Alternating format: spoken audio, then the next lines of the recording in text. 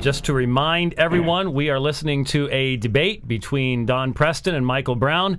The thesis statement, does Romans 11:25 through 27 state that there will be a national turning of the Jewish people to God? Are there any Old Testament or New Testament promises made to ethnic Israel that remain to be fulfilled? We have had both 17-minute opening statements. We now have the 12-minute rebuttal sections where each debater will respond to the specific claims and arguments made by the other. We will begin with Dr. Brown. Dr. Brown, you have 12 minutes, sir. Wonderful. Dr. Preston, thank you. That was terrific, lucid, eloquent, clearly thought out. I'm thrilled that you went back to the Old Testament text for Paul's background, because those actually completely refute and undermine your position when we look at them more broadly. Moreover, there's not a syllable that you said that undermined my exegesis of Romans 9, 10, and 11. And the fact that you agree that the verses refer to ethnic Israel, wonderful. In that sense, slam dunk. So let's break these things down.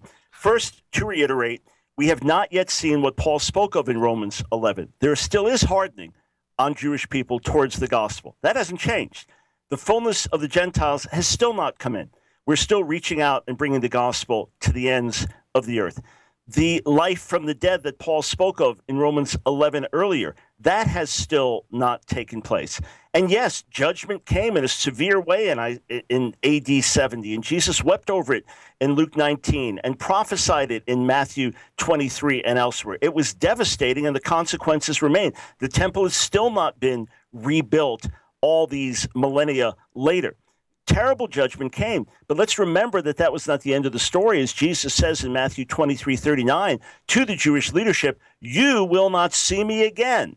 Jerusalem, Jerusalem, Jewish leadership, you will not see me again until you say, Baruch haba b'shem Adonai, blessed is he who comes in the name of the Lord. In other words, you will not see me again until you welcome me back. There is that welcoming back. Luke 21, Jerusalem, trodden underfoot by the Gentiles, Jewish people scattered until the time of the fullness of the Gentiles. So again, what Paul lays out in Romans 11 has not yet happened. Regarding the divorce issue, let's remember that the same prophets like Hosea and Jeremiah, who spoke of Israel's divorce and Judah's divorce, also spoke of a remarriage. And the very prophet Hosea that spoke all the destructive and terrible words about northern Israel spoke of the restoration of the northern tribes as well. At the end of his book, just read Hosea 14 and the promises to Israel, meaning national Israel, meaning even specifically the northern tribes that are there. Even after the divorce in Jeremiah, the 3rd chapter, the 4th chapter, God continues to call the northern tribes back because he said, I will espouse you yet again. When we look at the context of the passages like Isaiah 24 to 27, from which Paul draws, yes, the little apocalypse, the apocalypse of Isaiah, of course what's prophesied there has not yet happened in full. Atonement has been made, but it has not yet been received. And I'm fine with the 70 weeks ending right there with the destruction of Jerusalem in AD 70, because that has to do with atonement being made. It has been made. It has not yet been received, which is what Paul agonized over, and which is why he was so emphatic that the promises yet remain. The gifts and calling of God are irrevocable. He didn't know anything about a permanent and a forever divorce. He didn't know anything about that. He knew about the irrevocable promises of God. He knew, going back to Abraham in Genesis 15, that God made a one-way covenant. Only God passed between the covenantal pieces. And as Paul reminds us in Galatians 3, the law, which is 430 years after, cannot annul the promise that God gave. We're talking about God's sovereignty and God keeping his word. So as we look at Isaiah 24:27, 24th chapter speaks of the shaking of the whole world beyond anything we have seen thus far. If words have any meaning, we have not yet seen what Isaiah 24 speaks of. When we get to the 25th chapter, it speaks of the absolute and final abolition of death. The fact that millions of people will die around the world this week means we have not yet seen the final abolition of death, the thing that Paul was looking forward to, this mortal body putting on immortality. If words have any meaning, we have to admit these things have not yet happened. Even Isaiah 27, which speaks of the final and ultimate destruction of the evil one, 1 Peter 5 tells us he's still going about as a roaring lion, seeking to be made devour. His power has been broken, but his final ultimate defeat, where he can do no damage anymore on the earth, that has not yet happened. And let's remember once again, Peter in Acts 3 says that Jesus will remain in heaven until the time for the restoration of all things spoken by the prophets. How does Isaiah 2 describe the last days? It'll come to pass in the last days, the end of days, which again has to do with the vantage point of the author, what he's looking forward to, what is at the end of his horizon. What does Isaiah speak of? He speaks of the mountain of the Lord's house in Jerusalem being exalted, and all nations streaming into it, and people beating their swords into plowshares, and people no longer making war with one another, just as Isaiah 11 speaks of. This simply has not happened, no matter what construction you put on it. And since I'm thrilled that Dr. Preston emphasized that Paul's eschatological hope is related to Israel's eschatological hope, we know what Israel was looking forward to based on the Hebrew Scriptures and based on what Jewish literature also tells us. The idea that the last days just meant the last days of Israel, that covenant, is really something very foreign to the biblical text and foreign even to Jewish eschatological thought. When we go to Isaiah 59, we see that has not yet been realized. What is spoken of continues into the 60th chapter, where Israel rises and shines. It continues into the 62nd chapter, where Jerusalem becomes the praise of all the earth. Just read those chapters and ask very simply, Isaiah 2, 1 through 4, Isaiah 11, Isaiah 25, Isaiah 59, into the 60th chapter and beyond. Have those fully come to pass yet? The answer is certainly no, if words have any meaning. Let's also look at this idea of judgment being tied in with salvation. Yes, many times those things go hand in hand.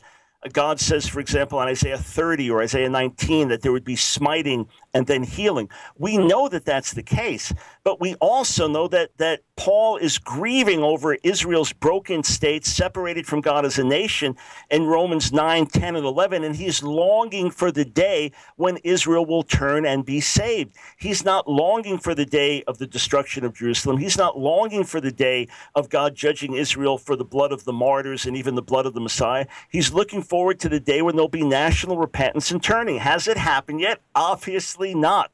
The fact that we as Jewish believers make up 1 or 2% of our people across the world means that the partial hardening has remained. I've still not heard a syllable that addresses how what Paul writes of in Romans 11 has actually come to pass, and why he reminds us that those who were enemies then will no longer be enemies. The religious Jews still remain enemies of the gospel, feeling they're doing God's will. That remains the same. Again, we're still evangelizing around the world. The fullness of the Gentiles has not yet come in. We're still in the midst of doctrinal disputes and division. Obviously, fullness has not come in. Again, the image of the full knowledge of the Son of God, Ephesians 4. We are still working and laboring towards these things. Not only so, but when we look at Jeremiah 31, and let me step back and give a principle. And I had to work this through when working on my Jeremiah commentary. I saw that there were many promises that Jeremiah spoke that happened with immediacy.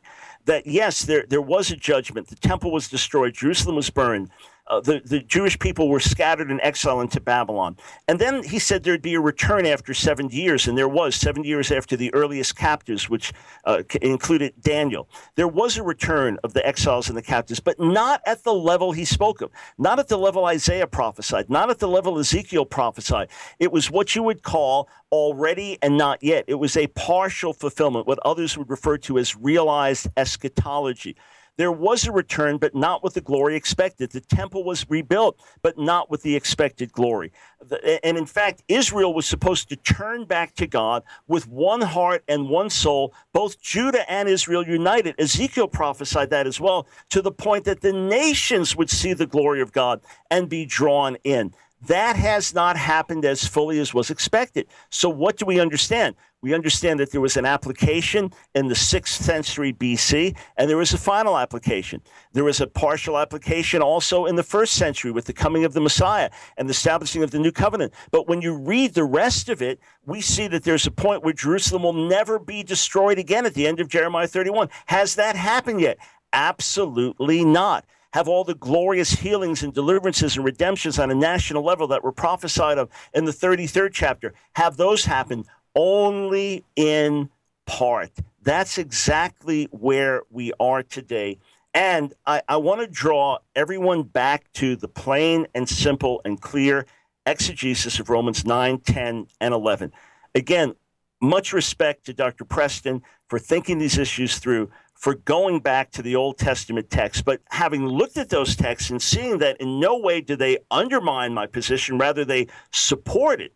Looking forward to the fulfillment of all of the words of the prophets, the fulfillment of the words of the New Testament that have not yet happened. That is all part of Israel's eschatological hope, the renewal of the world, to call the church the new heavens and the new earth, and to say there's no more war, and we have already put on immortality, and the Lord has returned in flaming fire, taking vengeance on those that don't know God, and that persecution has ceased, and so on. Is we might as well not even speak the English language or use Hebrew and Greek, because words no longer have meaning.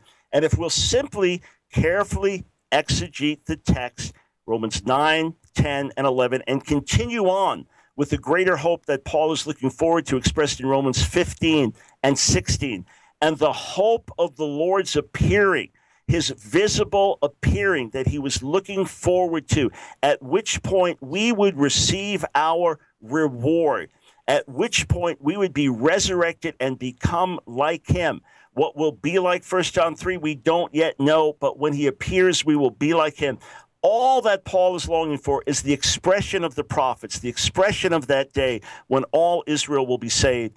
And my hope is that those who are listening to this debate will recognize that it remains imperative that we get Paul's heart for the lost sheep of the house of Israel, that we carry his burden as well, that we too carry a burden to bring the gospel to the ends of the earth. Number one, out of love for God. Number two, out of love for the people of the nations. And number three, to hasten the redemption of Israel. And that's what Peter writes in 2 Peter 3. With the hope that we have, we live with a certain urgency to hasten that day of the coming of God, in which the elements will burn up with fervent heat, in which the Lord will establish a new heavens and a new earth in which righteousness dwells, and to reiterate, where the wolf lies down with the lamb, where the lion eats ox like the straw, where there's no more war, there's universal knowledge of God. That's the hope of the prophets. That's the hope of Paul. That will happen when the Messiah returns, which is why I long for it and wait with it with such expectation. And having finished, I will yield my final 3 seconds. I don't even know why I'm bothering to keep time, but thank you very much, Dr. Brown. That was Dr. Michael Brown's 12-minute rebuttal, and now we move over to Dr. Preston. You have 12 minutes for your rebuttal, sir. You may begin.